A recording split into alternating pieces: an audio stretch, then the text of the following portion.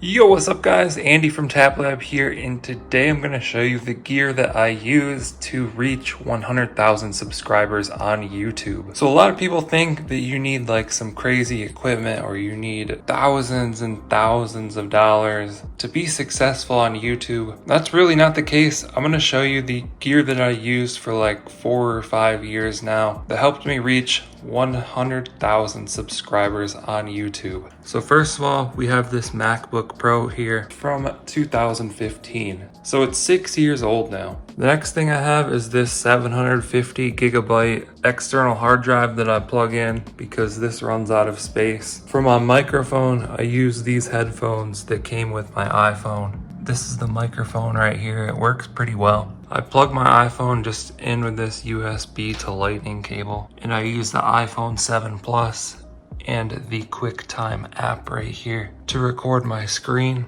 So you can see, like, if I move this around, it changes on the computer and I just record what's happening and talk through this microphone.